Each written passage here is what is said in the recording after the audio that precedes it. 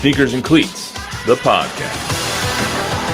All right, everyone calm down. Welcome back to the Sneakers and Cleats podcast. It's Monday, July 15th. This is episode 116. Remember to download, rate, review, subscribe, give us a 5-star rating on both YouTube and on your favorite podcast app. I'm Matt Roy, Don Harris alongside. Don, you got the Iceman sweater on? You know when you're boomer when it takes you 116 episodes to remember to bring a jacket into the freezer that we call a studio here. Well, it's fitting because Iceman icebox that we sit True, in right now. True. So. Every week I think about it, and I've never done it until today. So it's 1 year and 1 month. You know, just like my kids are telling me, you need this app, you need this thing. You know, oh yeah, I'll get to it. I'll get there. He's sitting on a pillow currently. One. Yeah, these chairs because are a these little are uncomfortable. Metal chairs. They're like folding metal chairs from the 70s. Yeah, that's the next thing we need to buy, Louise, is some new chairs. that's an August budget. You see the big budget podcast, and you see like Steven Jackson and all these guys sitting in like comfy chairs, really comfortable, like lounge. You might fall asleep on us, like something you might have at your house. I might fall asleep on us if we do something like that. Also wearing the ASU shirt because today's a big day for all of us who like college sports. Except for NCAA 25. Oh, yeah, that video game's the coming video out. game coming out today, 3 o'clock. You need something to listen to while you're playing NCAA today. Sneakers Cleats podcast. Remember to play with the Sun Devils. They're the best team in the game. So just saying. I'm going to download that this weekend. I feel like if I download it and buy it before the week is over, I just won't get anything done the rest of the week. So I just really am worried about people your age, right? You're married to a beautiful woman. Yeah. Take her out. She works on Saturday. Go to the Pearl, walk around. Don't sit in your basement, play video games. You're going to lose her. I'm going to sit in my living room so I can see her glare at me for hours on end. Right, Bob? You got okay. All these guys that sit in their basements and play video games. I think you guys are just jealous. You guys had Pong when you were kids. Okay, we have actually fun games. I had to give up video games. Yeah, I could not stop playing them. Like I would start like on a Friday after work and like emerge Monday morning and like just in time to take a shower and go back to work. Yeah, there's that element. You're right. I grew up in the 70s where the video games were bad. My kids had Mario. My kids had good video games, right? But I never was a video game guy because I had kids and I love my wife. And we want to go out and do things, right? Yeah, but when my kids got Guitar Hero and Leonard Skinner's Freebird was on that game, I came home from work at 11 p.m. in the game room. My kids were asleep. My wife was asleep. I got specially made headphones, wireless headphones, so that I could master.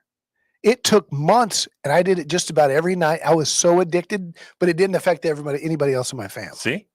But it was fun, though, wasn't it? Oh, it was a blast. See? That's what I'm saying. Everyone has their little niche. I couldn't do it when my wife was awake. I'm sure Landry really liked to play 2K when he was a kid. Oh, yeah. See? It wasn't classy at all for me. I was just playing Grand Theft Auto. Oh, okay. Yeah. I strictly played Madden and sports video games when I was a kid. But yeah. NCAA hasn't been out for 11 years now, I think. I think all people like me who played the former version of NCAA, which didn't have any names, didn't have any like affiliation with the schools, essentially. You couldn't have name, image, and likeness. Now you're coming out and you have the actual players, not just a player named number 2. And they get paid for it. And they're getting a little bit of money for it. So it's nice. It's going to be awesome this week. So looking forward to playing that this week. But we don't have a number game anymore because we ran out of numbers. So I'm switching it up. We're gonna go with trivia. Okay. So I'm gonna give everyone the trivia question now. I'm gonna give you all out there a little time to think about it, and I'm gonna give Don a little time to think about it. I'll go through our segments, and then we'll go through the first segment. After the first segment, we'll answer the question. So about 10 minutes from now, we'll answer the question. They'll look it up. No Googling. Be true. Be true to the question. So the question is, who is the first Spur to record a quadruple double? Which implies that there are 2 people in Spurs history that have tallied a quadruple double. If you have any other questions or suggestions for segments, let me know, because I'm open to suggestions if trivia doesn't work. But I love trivia, so we're gonna go with that. Do you have somebody in mind right away? Yes. Mine all hinges on whether or not Wemby has one. Okay. If Wemby has one, then I know the answer. If he doesn't, then I'm torn. I will give one hint. There have only been 4 in NBA history. Mm-hmm. 2 of them are by Spurs. And the last one I know the other one is by Akeem Olajuwon. One of them is. That is one of them, correct. The first one was in 1974 by Nate Thurman. The other one's by Olajuwon, and then the other 2 are by Spurs. Okay. That's 4. 5 tips. That's all I'm saying. Everyone, submit your answers. We'll go through our rundown here, and then we'll come right back to it. So today we got a lot going on. So we're going to talk. Coach Pop, interestingly enough, spoke out for the first time on Saturday on the NBA broadcast of the Spurs and Trailblazers game. He talked about Stephon Castle, Sidy Cissoko, the additions of Chris Paul, Harrison Barnes. So we'll hear all of that, kind of break it down subject by subject. We're going to talk a lot about the the NBA Summer League, which we haven't really talked about yet, because we've had a lot of other stuff going on. And also, I thought it was interesting, Jalen Brunson's contract and the precedent that kind of sets. He took $113 million less than he could have gotten from the Knicks. Idiot! to help build the team around him. So we'll talk about that. Maybe we'll see other superstars, maybe a Victor Wembanyama do that later on in their lives. So do that. We'll get back to trivia. But first, let's talk about Pop speaking on Barnes and CP3. So NBA Summer League obviously going on right now. You had Stephon Castle versus Donovan Clingan, Portland Trailblazers versus the Spurs on Saturday. CP3, Harrison Barnes, Coach Pop, all there in the stands, or not in the stands, really on courtside, taking it all in. He joined Doris Burke and the broadcast team to answer a couple of questions. This is what Coach Pop had to say about the additions of CP3 and Harrison Barnes. Been an interesting summer, and I can remember last year doing one of your games, you were talking and a little bit lamenting the fact that you didn't have a lot of guys able to throw lob passes to Victor. Right. With CP3 there, that might be solved now, right? I think he's gonna teach everybody a whole lot better than I do how to get the ball, not just how to do it, but when and where, that kind of thing. So having he and Harrison come into the fold at this stage in their careers is really wonderful for the youth that we have, because I can say things 54 times over and over again, but when a player that you respect says the same stuff that we're saying to a player, sometimes that's a lot more valuable. And so having them around is going to be super. So I find that interesting, because CP3 said he doesn't want to be a coach, he wants to play. And so you hear Pop say, when you hear a player say something the same thing I'm saying, then maybe they'll listen a little bit better. But CP3 says he wants to learn, he wants to play, he wants to do all those things. So maybe, do you think that that might cause that there's a little bit of a disruption in message there, or am I just looking too far into it? No, I think it's one and the same, right? I mean, I think CP3 is a coach, whether he wants to be one or not. When he plays, he's a coach. He's a floor general, and maybe the best there's ever been from an intellectual standpoint. For everybody that I've ever talked to, Antonio Daniels was on the show last night, and he said he's the smartest guy in the league and maybe the smartest player that's ever played in the league. And I think there's Magic and there's Paul Westphal and there's been some others that were really, really smart. But my brother-in-law coached Chris and told me at the time, this is more than a decade ago, he's the smartest player I've ever coached. Alvin Gentry, his brother. Yeah, and so he's, there's a lot of things that have been a little that you could criticize Chris Paul for. He's been at times difficult to deal with as an individual personality. He didn't get along with Harden, but that has proven to be maybe Harden and not him. Westbrook, he had his issues with Blake Griffin. He's headstrong. He's a very strong personality, but he's very, very smart. I think at this point in his career, you can do both. He can be a player, and he's going to teach on the court, because he doesn't put up for guys not being in the right position. If Devin Vassell refuses to throw Wemby a lob when he's wide open, Chris is going to let him hear it on the next on the way down to play defense. Not these guys that there was so much of that last year where I think Pop was even a little bit afraid to get these guys to go in the hole. They got such thin skin now that some of these players that when you criticize them, they'll go into a pouting fit. And so I think Chris, being a player, can scream at a guy or chew a guy, and it's different than the coach doing it, but the message gets across. Did you see that as well when Tim, Tony, Manu came into the league, that they needed the veterans? Because I feel like that's one of the things that the Spurs were missing last year. There was no adult in the room. Doug McDermott was the only one that was older and maybe considered a veteran. Like, you can consider Devin Vassell a veteran now, but he's never had that, you know? 100%. So that's what was missing. Did Tony, Manu, Tim, Yeah. Kawhi all have those guys? I mean, obviously Kawhi had the other three, but So Tim comes Tim in. had David. Tim comes into a team that had won 60 games the year 2 years earlier, ago, yeah. 2 years earlier. He's got David Robinson, who was the MVP in 95. Tim's coming in 97. And Dave was at the top of his game. So, yeah, they had Avery Johnson was a really strong personality. Avery had everybody in line. And then when Manu and Tony come in, they're contending for championships as rookies with Tim now having already won one and an MVP, a finals MVP with David. And so, yeah, everybody came into the situation where they had grown-ups there, but Wemby did not. And how important is that to have somebody like that in the room? You see that a lot with the Heat. Like, they always have like a Udonis Haslem or a Juwan Howard on their championship teams in 12 and 13. It seems like that's one of those pieces that you just need the adult. And I said it at the time last year. Wemby is the adult. Wemby is 10 years older than the rest of the roster, even though he's 20. But as a rookie, you can't scream at a guy, give me the dang ball, right? Because you're the rookie and you're the guy getting all the attention, and you don't want to alienate your teammates, and you want to get along. But I'm sure, and you could see it in his body language last year, there were many times when Wemby was PO'd that somebody had missed a wide open look.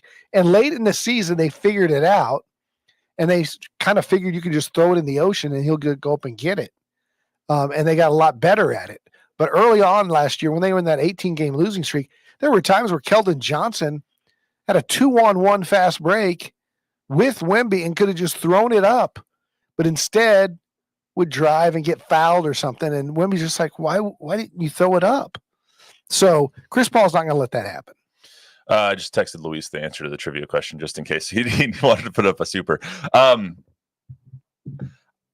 That's the part that's interesting to me is like when we all saw this, the Chris Paul, the Harrison Barnes of it all, we were like, okay, there's going to be an adult in the room. There's going to be veterans now. And I think those two veterans are they're the most, I don't know what the word I'm looking for is. They're the ones that can harmonize the best with this roster because of the skill set that CP3 still has. CP3 is and will always be one of the best passers in the history of the game. He might be slower now. He might not have the best shot. Sometimes it can be a little boisterous on the court and combative with his teammates. He is one of the best passers and floor generals that we've ever seen besides a John Stockton or a Jason Kidd. And he's in that era. He's in that breath. So, and that when you're looking for a Stephon Castle to take that leap or a Devin Vassell to take that leap or teach a Trey Jones to be a backup point guard, all those things, that's the person you want them to learn from, whether he's on the court or he's on the bench as a coach.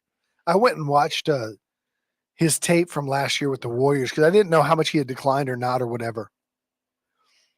And you know how when Michael got old, he went from the skying dunks to the fall away jumper guy because that's what his body would allow him to do. Chris Paul doesn't need to be overly athletic. And you look at his tape last year, now he was hurt a lot, and that does play a factor. But when healthy, he plays at such a pace that he doesn't need to be sped up. It doesn't matter if he's the fastest guy out there. He gets what he wants because he's so smart. He says the screeners set guys up. he gets to a spot where he wants to either pass or shoot, and he can still make plays. And if you watch Castle, we'll talk about this later when we talk about the Summer League, Castle has a similar motor in that you can't speed him up. He plays at his pace, which is a brilliant pace. He's physical. He can get in the lane. He looks for guys. That's going to be really needed. And he's going to learn a ton from Chris Paul. And I think Chris Paul is going to be better than people think because he doesn't need to be 100% the quicker, younger Chris Paul. He's adjusted his game, and he's fine playing at his pace. And also, if a Harrison Barnes and CP3, who have both played with Draymond Green, can help Jeremy transition into a Draymond Green-like role where he's a great defender, he's a good passer, he can shoot on occasion, but he's more of like an emotional leader of that team. Because I'll say this to my dying day, the Warriors would never have won any of those championships without Draymond Green. Right. And if he didn't kick someone in the nuts in that 3-1 blown lead series against LeBron and the Cavs, they would have won that series too. He's that important to that team. Should have won the Toronto series. And I think if they can show him this is what you need to do to be Draymond Green, because I think that's a very clear and obvious comp for Jeremy, because he does see the floor well. He just kind of makes boneheaded plays every so often, more often than we'd like. I think that can really help him as well. So let's get to the answer to the trivia question before we get to Stephon Castle. So do you have a guess? Again, the question is, who is the first Spur to record a quadruple double? That is the question. The first Spur to record a quadruple double. Who is it? Can I tell you that we have some people in the chat room, or do you want to? Let's get Don first, and then we'll go to the chat. Okay. I'm gonna say that Wemby does not have one. Okay. And because Wemby does not have one, then that means David Robinson has one. And that's the last one, which means the first one I would guess would be Alvin Robertson. Okay. Alvin Robertson is the answer for 3 of our 4 guessers. The other one thinks David Robinson. The answer, drumroll please, is Alvin Robertson. Do you remember when? 85. February 18th, 1986. 20 points, 11 rebounds, 10 assists, 10 steals in a 120-114 win against the Phoenix Suns. Ironically enough, David Robinson's 8 years later, I was there, was February 17th, one day earlier in a calendar than Robertson's. His was 34 points, 1994 or 5? 1994. Yeah. 10 rebounds, 10 assists, 10 blocks in a win against the Pistons. I would be willing. I thought that a lot of people would say Robinson, which is why I like the trivia question. I would be willing to bet that the Spurs will have the 5th player to have a quadruple double as well. Sure. Wemby will be the next player to get a quadruple double. And Larry Keenan, whose jersey should be hanging at the Frost Bank Center, is the only guy other than David, not even Tim, to average 20 and 10 for his career. Also had an 11 steals game, which is the NBA all-time record.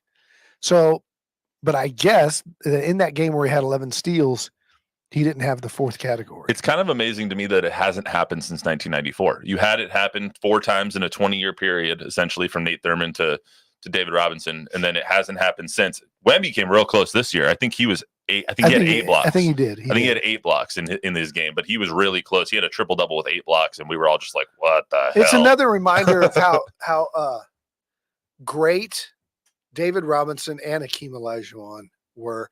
Both of them so underrated. David Robinson's such a forgotten great big man. Underrated. David Robinson's the only player in NBA history who has this: Rookie of the Year, MVP, block shots title, scoring title, rebound title. All of those 5 things. No other player in NBA history has. Shaq doesn't have that? No. He didn't get a scoring or. I don't think Shaq has. He was a Rookie of the Year. Yeah, but he may have a scoring title, but he didn't have a block shots title, or he doesn't have a rebound Wemby title. can get all those. So easy. All right, that was Has fun. anyone ever had a quintuple? No, I don't think so. 5 times 5. There's been that. but not a 5 times 10. Yeah, no. Yeah, there's been 5-5-5-5 with steals, rebounds, assists, blocks. Wemby had one of the few. Yeah, that's going to be interesting to see when he gets it. He might get it next year. Who knows?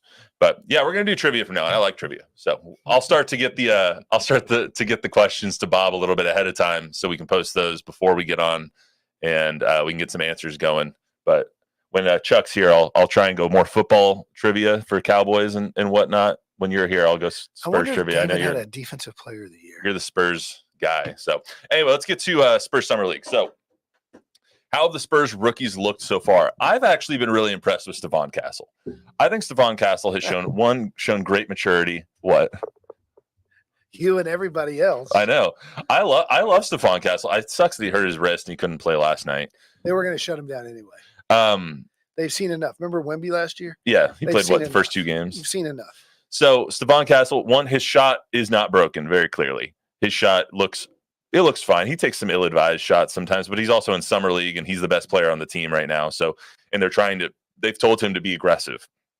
So he's going to go out and take some ill-advised shots sometimes, so which is fine. He scored 22 in his second time. I think it was 11 in his first game. He's seeing the floor really well. You can see that the kind of reckless abandon that he plays with, which is also very encouraging to see someone put out that kind of effort at all times, which we knew was going to happen when he came out of UConn. I've been really impressed with what we've seen from Stephon Castle so far. So has Pop. So has everybody in the league that's sitting there.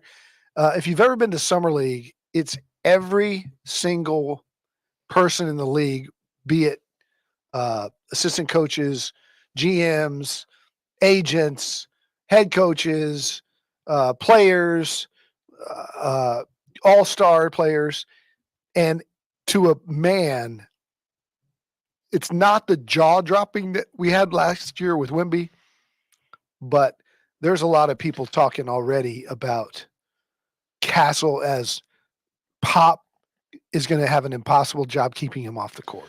Speaking of, let's hear from Pop at Summer League. This is on the same interview talking to Doris Burke and their broadcast team. Stephon Castle comes with a championship ring from UConn and knocked down a couple threes in that first half. Your thoughts on what you've seen from him so far? I love his seriousness for such a young kid. I love his pace. You see his expression never changes. And he doesn't go too fast. He doesn't go too slow. He reads the situations. And the more minutes he gets, the better he's going to be. He seeks contact. He's an excellent defender, and he makes wonderful decisions. So he's going to be a quick study, I think, and get to play on the court pretty quickly. We got to get directly to your point. He's going to play really quickly. let me tell you. Let me see something that I read this morning about Stephon Castle. So let's be the first. This is from The Ringer. Okay. And I'm trying to see who. This is from Rob Mahoney at the Ringer, who's there, and he says, "So let me be the first to report that Stephon Castle is pretty awesome. There was simply no way to know this about one of the best players on the best team in college basketball last year because the only true crucible is Summer League, the purest version of the game. We can see the truth of Castle's game in this glorified AAU tournament, and better yet, a single game of his tournament before he withdrew from with a wrist injury. But what a game it was. Even in the Summer League slop, Castle is an engine for intuitive winning plays, connecting dots that lesser prospects won't see, and manifesting plays that lesser athletes couldn't create. The questions about Castle's shot and position are inevitable, but those are almost beside the point. What's most striking about watching him play against quasi-pros is realizing how difficult it's going to be to take him off the floor in the earliest days of his career. Why would the Spurs deprive themselves of a guard who comes by impact plays so naturally? Throw Castle into the mix and see what he can turn up, whether by jamming opponents up at the point of attack or by slicing his way through the defense. Toolsy theoretical players are fun and all, but so are the dudes who make blank happen, almost incidentally, as if it were an entire way of life. How do you do that though when you now have Harrison Barnes and Chris Paul? Like, what does that look like as a roster construction? Is this him as a sixth man? I stared at the ceiling last night thinking about this in my bed, and you start. I've been hanging out with you too much. I think you start the season with Castle, backing up Chris Paul and getting some point guard minutes. And then as he progresses, I think you finish games with a small lineup of Paul, Castle, Vassell, Barnes, Wemby, No show. and Sohan on the side. Or Sohan starts to come off the bench much like Keldon does. Because I think Paul and I think Vassell can play the 3 in a small lineup. And I think that maybe Castle plays the 3. They're interchangeable wings is what they are. And you're going to put your best players on the court. And he can create when Paul needs a rest, but he can also create with Paul. He's so good. I was so impressed, even in the California games, when he didn't shoot the ball well, his pace, and if he develops an 8-foot Tony Parker floater, forget it. Well, I mean, CP3 is the right one to learn that from. Forget it. Because he gets anywhere he wants to get. He's that strong, and he looks for the oop. He looks for guys to throw to. What I love about him, and I'm trying not to wax rhapsodic about a guy that we've seen 2 games from in an NBA uniform. Yeah, he hasn't played against. He hasn't played against elite competition yet, so I'm trying not to get too ahead of ourselves. But you can see it. But what I love about him is he has a Ja Morant-like intensity. The thing that everyone loves about Ja is that he throws his body everywhere. It gets him into trouble sometimes because he gets hurt a little bit. But I love that the Stephon Castle has that sort of intensity when it comes to his defense, when it comes to his hustle, when it comes to his effort. And that's something that I think we all questioned last year about the Spurs was the effort on the court because it just wasn't going very well. And you could see them taking plays off. And he'll never do that. And I think those guys played hard, but they played a lot of out of control. And he's never not in control. He reminds me of SGA that, SGA is so smooth of being out, on the perimeter and then making a couple of moves and getting below the free throw line and then finding the Holmgren or whoever or shooting the mid-range jumper. He just kind of has a geometry mastery of the court innately where he can get where he wants to go. And it's, again, this is a guy who's never played. So imagine how good he's going to be in a couple of years. Yeah, I mean, him coming off the bench at the beginning, I won't. Spurs fans need to calm down because he's probably not going to start. I wouldn't say he's going to start unless they start with that small lineup, which I don't think they will. Tony Parker started on the bench for 5 games. When Pop realizes you can play and you're going to play, he's going to play you. And you heard him just say that. He's going to be hard to keep on the bench. That's what he said. He said that. Yeah. And he said the more minutes he gets, the Spurs really believe that experience through minutes played is the most valuable thing. So I could see him not starting, but again, I hate to say how old I am, but it was Shriner University, Kerrville, Texas, day 2 of Tim Duncan's rookie year training camp. Vinny Del Negro and Avery Johnson came out of practice and were like, their eyes were just bugging out of their heads. And they were like, OMG. Like, this guy is schooling David Robinson. Like, he's so good right away, Yeah. And so if he has that kind of training camp, then maybe he does start. Do you think? Okay. We're not going to get to the Jalen Brunson stuff. We're going to go too long because I have another Sidy Cissoko thing I want to get to too. So just FYI. Do you think that causes problems between him and CP3? Because CP3 came here because he wants to play, obviously. No, I think he starts with CP3. So who gets benched then, Jeremy? Yeah. So they start in that small lineup? Yeah. So because Devin's not going to come off the bench. Probably not. I don't think so. I would say that's probably unlikely. CP3 is going to talk Manu into doing it. Yeah, but he talked Keldon into doing it last year, and that was Keldon's role. Keldon may not be here. You got a lot of things going on in your head right now about this lineup. It's fluid. Everything's fluid. Speaking of, because guess what? CP3, Vassell, Sohan, they'll know. Fair. If he's the best. See it in practice. They'll know if he's better. Yeah. One other thing I wanted to get to, he being Pop waxed rhapsodic about Sidy Cissoko on that broadcast as well with Mark Jones and Doris Burke. So let's hear that because I think it's very telling what he thinks of Sidy. What about that young man intrigues you? Because I love how hard he plays Pop. He's he's the dream in the back of my head. When I look at his body, I look at his strength, his length, his quickness, his explosiveness. He has a natural inclination to be a great passer, things that we can't really teach. Yeah. He is really a great passer. He's got to work on his shot, obviously. But the explosiveness, the foot speed he has to play D with that body at the 3 position, I think he's going to be a special player. Those are really, really high marks from somebody who is a storied and as good of a talent evaluator as Pop is. Like, I see CD, and last year I think he'll admit that he was a little overweight. He's lost 20, 25 pounds now. He looks a little bit thinner. He's not the offensive player that I think like catches your eye all the time. But that, though, just based on what Pop said right there, that's makes me change my perspective on CD a little bit. He's been a project from the start. You know, he came 19 from France too. But he pops off the screen with athleticism, and what Pop used the word explosiveness. Same thing. He's a terrific athlete, and he's got the size and strength to grow up. You know, he's only 20 years old, so it's kind of like when we saw Kawhi Leonard as a rookie. Kawhi could not shoot a lick. He was awful. But you saw his shoulders, you saw his hands, you saw his arm length, and you said, oh my God, if this kid learns how to play, he's going to be an all-star just based on his God-given physicality. And this kid's like that too.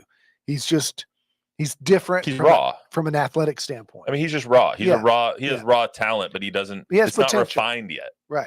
But do you see him? Sometimes they turn into players and sometimes they don't. Do you see that as contributing this year? Yeah.